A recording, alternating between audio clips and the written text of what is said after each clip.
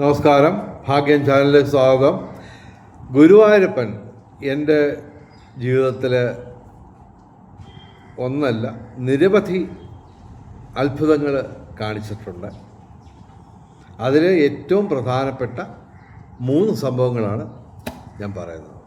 Okay, അതിൽ ഏറ്റവും അവസാനം പറയുന്നതാണ് എന്നെ സംബന്ധിച്ചിടത്തോളം ഏറ്റവും എൻ്റെ ജീവിതം തന്നെ മാറ്റിമറിച്ച ഒരു സംഭവം. അത് ഏറ്റവും അവസാനം പറയാം. ആദ്യം പറയുന്ന കാര്യങ്ങളൊക്കെ എന്നെ പരിചയമുള്ളവർക്കൊക്കെ ഏകദേശം അറിയാവുന്ന കാര്യങ്ങളാണ്. എങ്കിലും പുതിയ നിരവധി പ്രേക്ഷകരുണ്ട്. അപ്പോൾ അവരുടെ അറിവിലേക്കാണ് ഞാൻ പറയുന്നത്. ഓക്കെ, 2023 ഏപ്രിൽ 16 സംഭവം എന്നാണ് എൻ്റെ ഓർമ്മ. ഓക്കെ,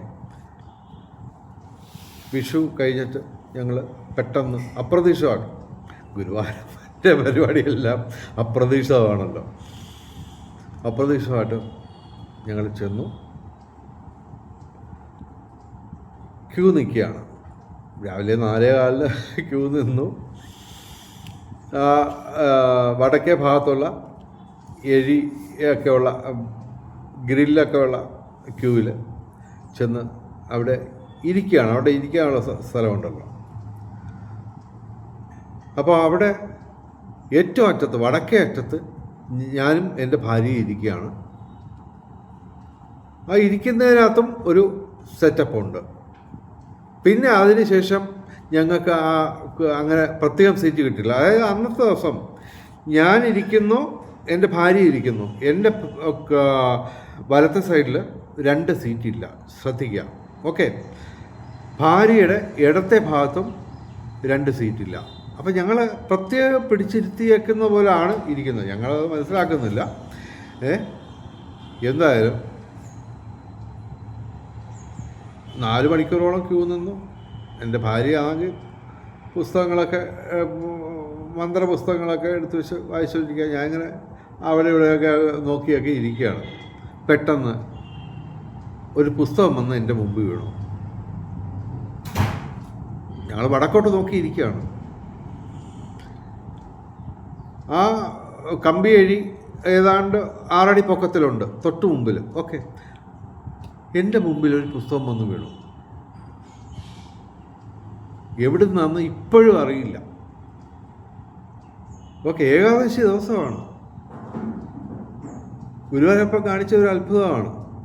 പുസ്തകം വന്ന് വീണു. ഞാൻ എഴുന്നേറ്റ് എടുത്ത് നോക്കിയപ്പോൾ വിഷ്ണു സഹസ്രനാമത്തിൻ്റെ പുത്തൻ കോപ്പി, 50 രൂപയുടെ വലിയ അക്ഷരത്തിൽ അച്ചടിച്ച 1-ാം തരം പുത്തൻ കോപ്പി ഇപ്പോഴും എൻ്റെ കയ്യിലുണ്ട്. ആ പുസ്തകം എവിടെ നിന്ന് വന്നത്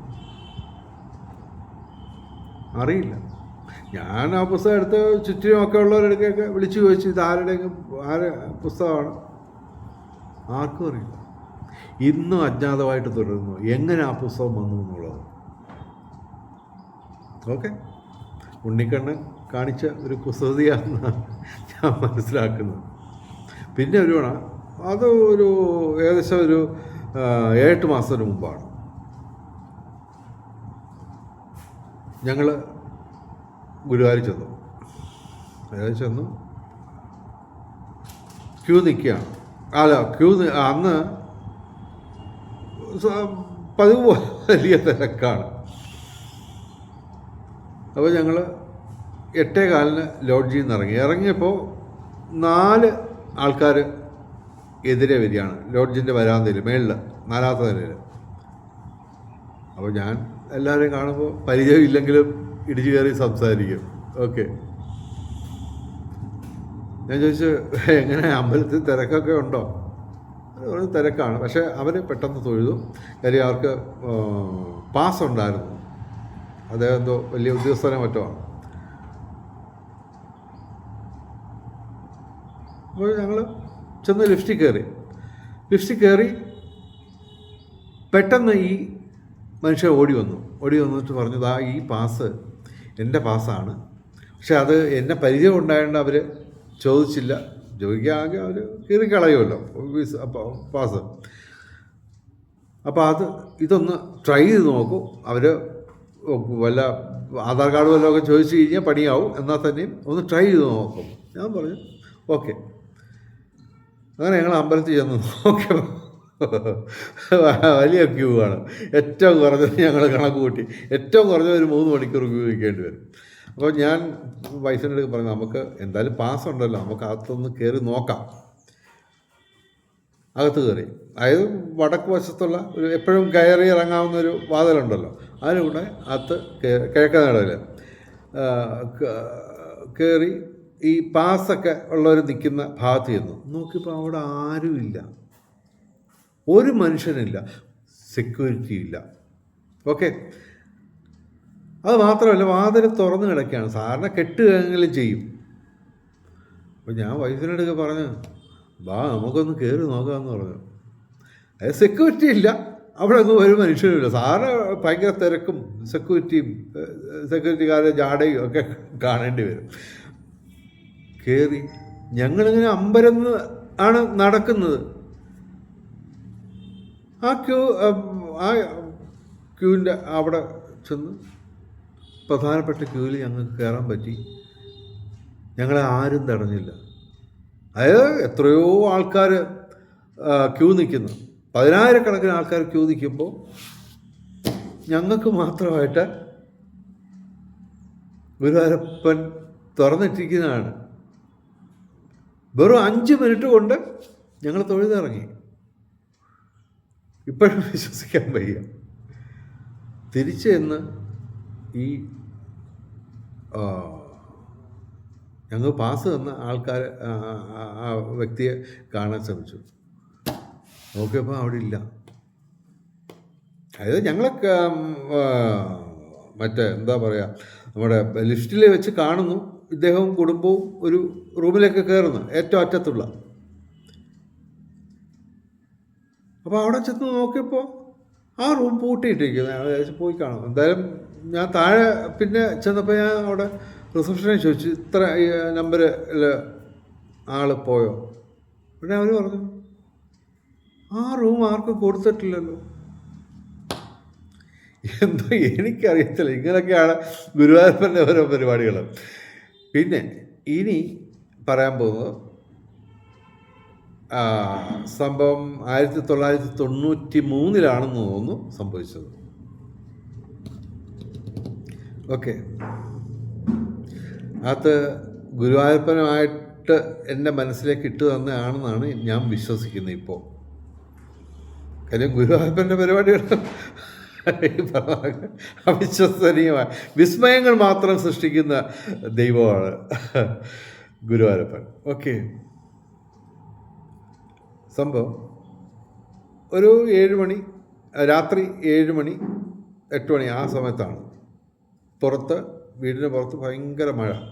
ഞാനും എൻ്റെ കുടുംബാംഗങ്ങളും, പ്രത്യേകിച്ച് എൻ്റെ പിതാവും ഉണ്ടായിരുന്ന അന്ന് ഞങ്ങളിങ്ങനെ നാട്ടുകാര്യങ്ങൾ പറഞ്ഞുകൊണ്ടിരിക്കുകയാണ്. പെട്ടെന്ന് എന്ന് പറയുമ്പോൾ ഞങ്ങളുടെ ഫാമിലി എന്ന് പറയാൻ രാഷ്ട്രീയമൊക്കെ ആയിട്ട് ബന്ധപ്പെട്ട കേരളത്തിൽ അത്യാവശ്യം അറിയപ്പെടുന്ന ഒരു കുടുംബമാണ്. അപ്പോൾ ഞങ്ങൾ ഈ രാഷ്ട്രീയ കാര്യങ്ങളും മറ്റു കാര്യങ്ങളൊക്കെയാണ് സംസാരിച്ചുകൊണ്ടിരിക്കുന്നത്. പെട്ടെന്ന് ഞാനിങ്ങനെ പുലമ്പുകയാണ്, പറയുകയല്ല, സംസാരിക്കുകയല്ല. പെട്ടെന്ന് എന്തോ എൻ്റെ ബോധമനസ്സ് അങ്ങ് മറഞ്ഞ് ഉപബോധ മനസ്സിലൂടെയാണ് ഞാൻ പറയുന്നത്. ഓക്കെ, അപ്പോൾ ബോധമനസ്സിലല്ല ഞാൻ പറയുന്നത്, ഉപബോധ മനസ്സിലാണ് ഞാൻ പറയുന്നത്. ഞാൻ പെട്ടെന്ന് ഇങ്ങനെ പറയുകയാണ്. അതായത് അതുവരെ സംസാരിച്ചുകൊണ്ടിരുന്ന കാര്യമൊന്നുമല്ല പറയുന്നത്, അതുമായിട്ടൊക്കെ ബന്ധമില്ലാത്ത ഒരു കാര്യം പെട്ടെന്ന് ഇങ്ങനെ പറയുകയാണ്. കറൻസി ഇല്ലാതാക്കുക. അക്ഷരം ഉണ്ടായ കാലം മുതൽ മനുഷ്യൻ അന്വേഷിക്കുന്ന ഉത്തരവ് ഇതാണ്. ഈ ഡയലോഗാണ് ഞാൻ പറഞ്ഞത്. പെട്ടെന്ന് ഞാൻ ബോധമനസ്സിലേക്ക് തിരിച്ചു വന്നു. അപ്പോഴാണ് നമ്മുടെ മനുഷ്യസായിട്ടുള്ള കഥാപാത്രം പറഞ്ഞ കണക്ക് ഞാനിപ്പോൾ എന്താ പറഞ്ഞത് എന്നാണ് ഞാൻ ആലോചിക്കുന്നത്, ചോദിക്കുന്നില്ല.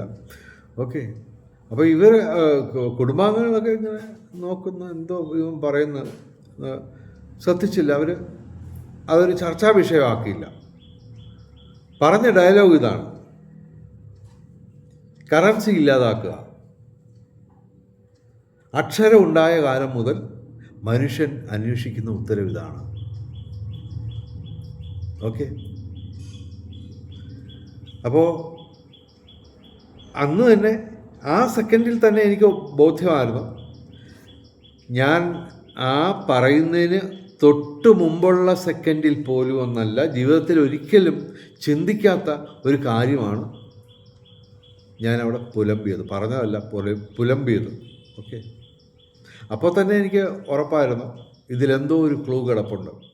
ഇത് ഗുരുവായൂരപ്പൻ എൻ്റെ മനസ്സിലേക്ക് ഇട്ടതാണെന്നാണ് ഞാൻ വിശ്വസിക്കുന്നത്. നിങ്ങൾക്ക് ഇഷ്ടമുള്ള രീതിയിൽ ഇത് വിലയിരുത്താം. എന്തായാലും ഞാൻ ആ ആശയം ഡെവലപ്പ് ചെയ്തു.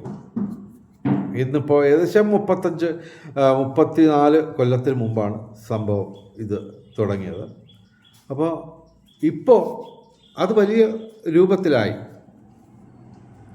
എന്ന് പറഞ്ഞു കഴിഞ്ഞാൽ ആ കറൻസി ഇല്ലാത്ത ലോകം എന്ന് പറയുന്ന ആ ആശയം ഞാൻ ഡെവലപ്പ് ചെയ്തു.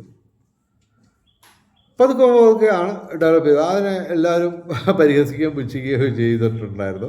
പക്ഷേ ഏതാണ്ട് 1.5 വർഷം മുമ്പ് ഈ ആശയത്തെപ്പറ്റി 12 വർഷം പഠിച്ച ശേഷം കേരളത്തിലെ ഏറ്റവും വലിയ സാമ്പത്തിക വിദഗ്ധരിൽ ഒരാളായ Shri doctor Martin Patrick sir, അദ്ദേഹം എക്കണോമിക്സിൽ അപ്ലൈഡ് എക്കണോമിക്സിൽ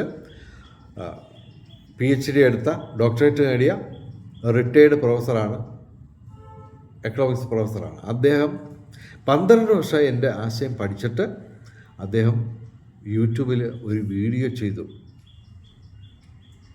ഈ എൻ്റെ ആശയത്തെക്കുറിച്ച്, കറൻസി ഇല്ലാത്ത ലോകത്തെക്കുറിച്ച്. ഇന്നും അത് മാത്രമല്ല, നിസ്സാരനായ എന്നെ കേരളത്തിലെ ഏറ്റവും വലിയ സാമ്പത്തിക വിദഗ്ധൻ ഇൻ്റർവ്യൂ ചെയ്യുന്ന 2 വീഡിയോയും അദ്ദേഹം അപ്ലോഡ് ചെയ്തിട്ടുണ്ട്. നോക്കുക, കേരളത്തിലെ ഏറ്റവും വലിയ സാമ്പത്തിക വിദഗ്ധരിൽ ഒരാൾ എന്നെപ്പോലൊരു നിസ്സാരനായ വ്യക്തിയെ ഇൻ്റർവ്യൂ ചെയ്യുന്നു. ഞാൻ അദ്ദേഹത്തെ ഇൻ്റർവ്യൂ അല്ല, എന്നെ ഇൻ്റർവ്യൂ ചെയ്യുന്നു. അപ്പോൾ അതൊക്കെ അദ്ദേഹത്തിൻ്റെ ലോജിക് ബുള്ളറ്റിൻ എന്ന് പറയുന്ന യൂട്യൂബ് ചാനലിൽ ഇപ്പോഴും ലഭ്യമാണ്. കറൻസി രഹിത വ്യവസ്ഥ എന്ന് മലയാളത്തിലോ കറൻസി ഫ്രീ സിസ്റ്റം എന്ന് ഇംഗ്ലീഷിലോ നിങ്ങൾ യൂട്യൂബിൽ സെർച്ച് ചെയ്താൽ ആ വീഡിയോ കിട്ടുന്നതാണ്. ഞാനും ആ ആശയത്തെക്കുറിച്ച് നിരവധി വീഡിയോകൾ ചെയ്തിട്ടുണ്ട്. അപ്പോൾ അതിൻ്റെ ഒരു ചുരുക്കം, ഒരു ഡെഫിനേഷൻ ഞാൻ പറയുകയാണെങ്കിൽ, പ്രകൃതി സമ്പത്തും മെറ്റീരിയൽസും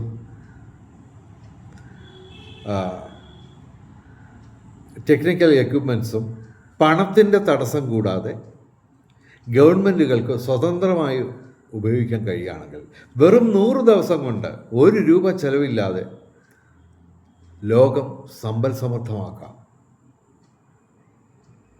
ഇതാണ് ആശയം. അത് വിശദീകരിച്ച് പറയാനാണെങ്കിൽ മണിക്കൂറുകൾ എടുക്കും. ഓക്കെ, എങ്കിലും താല്പര്യമുള്ളവർ കറൻസി രഹിത വ്യവസ്ഥ എന്ന് മലയാളത്തിൽ അല്ലെങ്കിൽ കറൻസി ഫ്രീ സിസ്റ്റം എന്ന് ഇംഗ്ലീഷിൽ നിങ്ങൾ സെർച്ച് ചെയ്യുകയാണെങ്കിൽ ആ വീഡിയോകൾ കാണാം. എൻ്റെയും കാണാം, ഡോക്ടർ മാർട്ടിൻ പാട്രിക് സാറിൻ്റെയും കാണാം. അദ്ദേഹം മാത്രമല്ല, ഏകദേശം 2000-ലധികം സാമ്പത്തിക വിദഗ്ധർ ഈ ആശയത്തെക്കുറിച്ച് പഠിക്കുകയും അതിനെ സപ്പോർട്ട് ചെയ്യുകയും ചെയ്യുന്നുണ്ട്. എന്തായാലും ഞാൻ കൂടുതൽ നീട്ടുന്നില്ല. ഭാഗ്യം ചാനലിന് ഇതുപോലൊക്കെയുള്ള ഒരു ബാക്ക്ഗ്രൗണ്ടും കൂടെ ഉണ്ട്, പശ്ചാത്തലവും കൂടെ ഉണ്ട്. അപ്പോൾ ഞാൻ കൂടുതൽ ദീർഘിപ്പിക്കുന്നില്ല. ഇന്ന് ഒരുപാട് 14 മിനിറ്റായി. ഓക്കെ, അപ്പോൾ ഞാൻ പറയുന്നു, ഗുരുവായൂരപ്പനുമായിട്ട് എനിക്ക് കണക്ഷനുണ്ട്. ഞാനിപ്പോൾ ഈ പറഞ്ഞ ഭാഗ്യം ചാനലിനെ ഇൻട്രൊഡ്യൂസ് ചെയ്യുന്ന ഇതാണ്: ഞങ്ങളുടെ ചാനൽ സബ്സ്ക്രൈബ് ചെയ്താൽ നിങ്ങൾക്ക് ഭാഗ്യം ഉണ്ടാവും എന്നൊക്കെ ഞാൻ പറയാറുണ്ട്. ഓക്കെ, അപ്പോൾ അത് വീണ്ടും പറയുന്നു, ഭാഗ്യം ചാനൽ സബ്സ്ക്രൈബ് ചെയ്യുക. നിങ്ങൾക്ക് നഷ്ടപ്പെടാനുള്ളത് നിർഭാഗ്യങ്ങൾ മാത്രം, നേടാനുള്ളത് സൗഭാഗ്യങ്ങളുടെ പെരുമഴ. എന്തായാലും 15 മിനിറ്റ് കൂടുതൽ പെയ്ത് കഴിഞ്ഞാൽ വെള്ളപ്പൊക്കമാകും. അതുകൊണ്ട് മാത്രം ഇത് ഇവിടെ വൈൻഡപ്പ് ചെയ്യുന്നു. നമസ്കാരം, ശുഭദിനം.